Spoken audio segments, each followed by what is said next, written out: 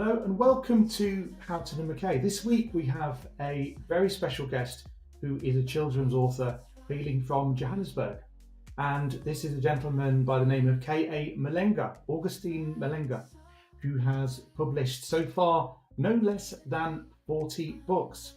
He's growing in his own continent and across the world as well, having recently featured also on various USA news programs in interviews there too. I'd like to introduce you to K.A.MULENGA now, and we'll discuss his books, his journey, and also his style of writing. So, welcome to the show, and thank you for coming on board as well. Thanks so much for having me. So, what is your actual trigger for the first ever book? What kind of situation happened when you thought, I want to be an author here and get a voice out to these young people? Okay, so I always used to be a writer. I wrote a couple of books when I was younger. I think I was about 10 or 11. And because my dad was a journalist and my late brother was also a poet. So there was always a reading culture in the house as well as I always had a love for writing. So it was only like 40 years later 40 or so years later that I decided to get back on the on the writing trail, and it was because my son had a writing competition at school, Oh, okay. and yeah, I think it was in 2020. Yeah, he had a writing competition at school, and he mentioned in the car that he needed help. So I said, I could help you out because I used to write when I was your age. Being an accountant, none of them believed me because I had never mentioned it before. Well, you And definitely showed yeah, them now. yeah, exactly. So yeah, that's how the first one, Donk and the Stubborn Donkeys, came out because it just brought back that passion which I had lost, like in between all my my adulting. So yeah, eventually I decided to self-publish because I tried to get the manuscript out there to traditional publishers. It's difficult. It didn't go well, so I just decided to go for it myself, and the rest is history. It's a brilliant, brilliant journey. When you get over that initial obstacle of getting all of those no's, I mean, there's bound to be many, many refusals at the beginning, and getting that Yeah, first publication and first sale, I can imagine your motivation goes absolutely through the roof. Do you remember yeah. that day when you had the first sale from a member of the public? And how did you feel? Uh, yeah, it was it was a bit surreal. I remember it was actually because I self-published an ebook on Amazon. That was the first thing. It wasn't an actual hard copy. So when I got my first royalty, which was, I think it was $2 or something, Well, it's a and start.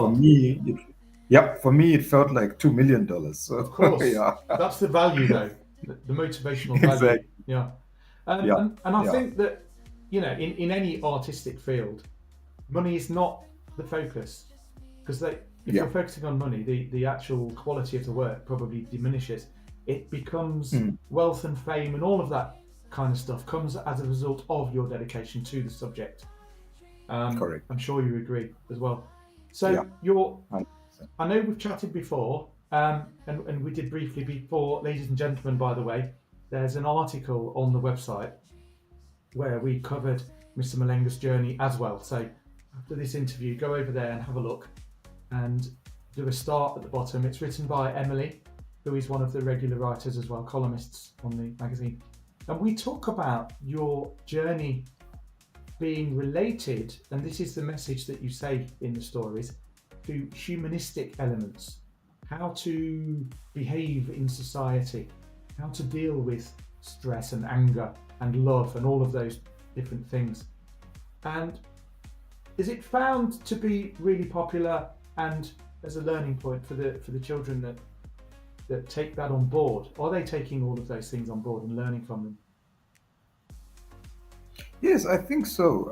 From the, the people who I meet at various expos and things, they really appreciate it because what's out there sometimes it's more, like you said, it's more for commercial value, where there's no meaning in the or message in the stories of children's books. It could be I can't even think of an example off the top of my head, but I mean it's just something which is basically um, nonsense. Basically that doesn't add any value to someone's life.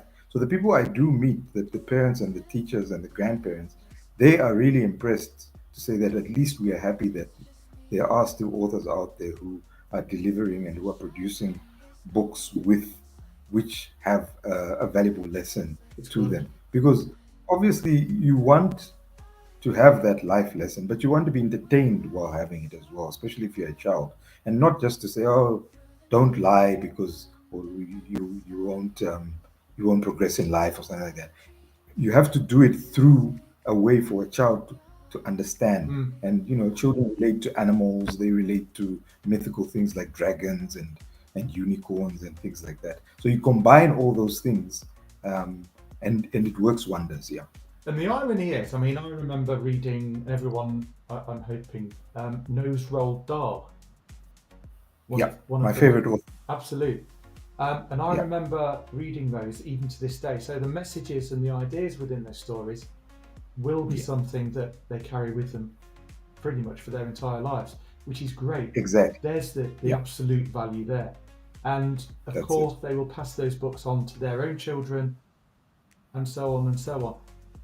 You're going Mm. to have, literally, you're going to probably have customers for life anyway, because Yeah, they will give, they're reading them at the moment, but when they grow up, they'll obviously buy more books and still have you as one of their sources of inspiration. So, correct. yeah, absolutely. Shall we? Let's have a look at Mr. Malenga's website, and we'll go through a few of the pages. If you haven't seen it, viewers, please take a look, scan through it as well. You can get hold of the books through there also. There's lots of different leads through that, and we can see your enthusiasm coming through straight away.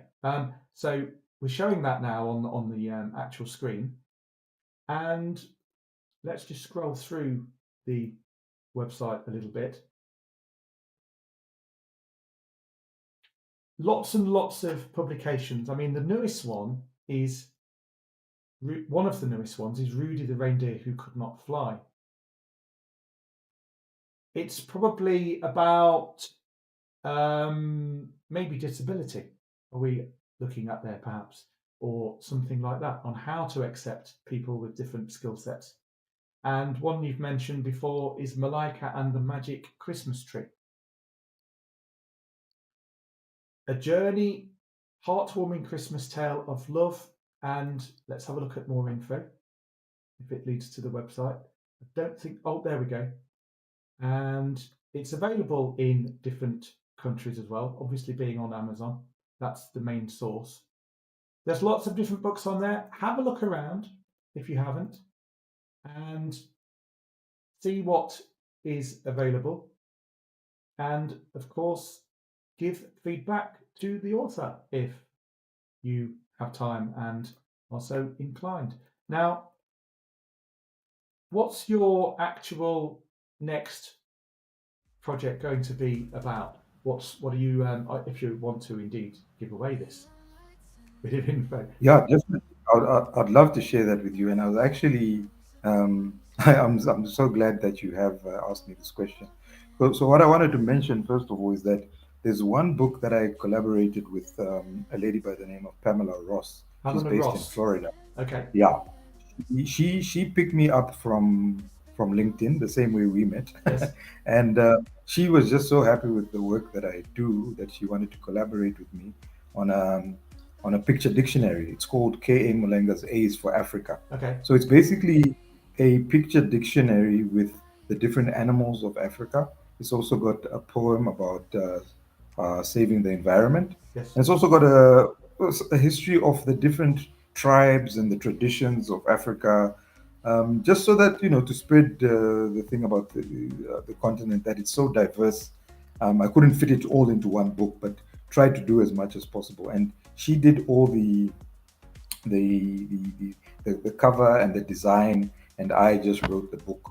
But long story short, we had a meeting on Friday, and I told her that when I was at Comic Con, I saw that there's not a lot of African superheroes, and even if there is, there's like Black Panther. There, there's not a lot of super African superheroes written by an African. Mm. So I thought, why don't I Create. create like a graphic novel um, about a family of African superheroes?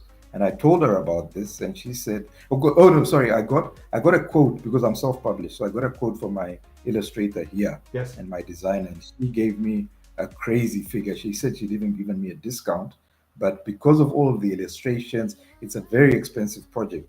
That's what it's totally different from a picture book. So I put it like on the back burner. But when I told Pamela about it, she said, "Wow, that's exactly what I've been looking for. I've always wanted to design a graphic novel." So she said that's going to be our next project. So I'm going to collaborate with her Superb. um, on a project called Ubuntu Rising. Yeah, watch this space. Super. And we could probably have both of you on the show later on to discuss this project if you're willing to. We Yes, can, that'll be great. of course, ask Pamela as well. That's exciting. And it's that kind of energy that we're looking for in the arts, to keep going, developing it, and looking at those ideas that are presented and building on them. It's exciting. It's really exciting stuff. Where's your main buyer market? Is, apart from being in Africa, of course, is there an area of the world that's starting to creep up in your sales, or is there an area that you want to focus on? Yeah, obviously, it's kind of weird because Africa and basically here in South Africa, the online book sales are not very high. So my most of my sales are done at conventions, at expos, Expose. at schools. Yeah. Comic So Con is that's one where, example.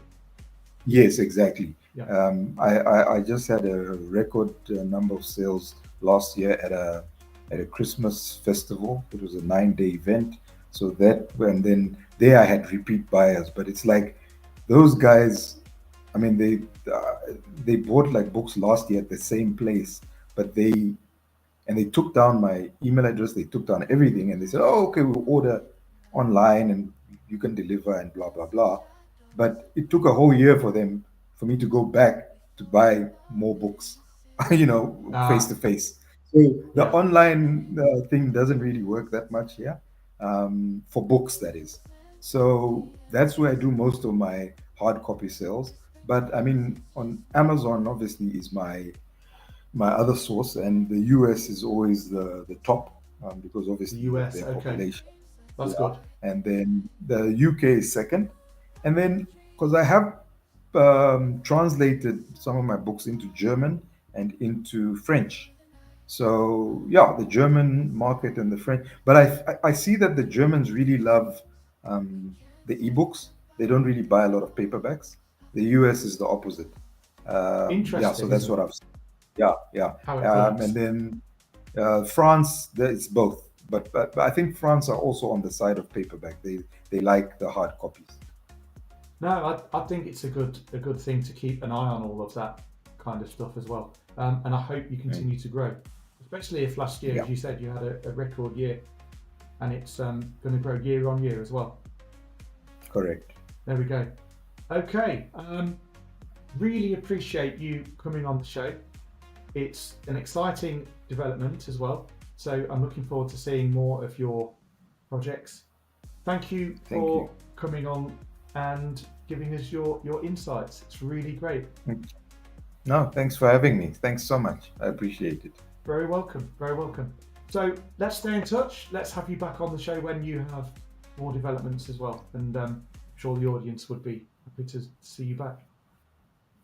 Perfect. Thanks so much. Thank God.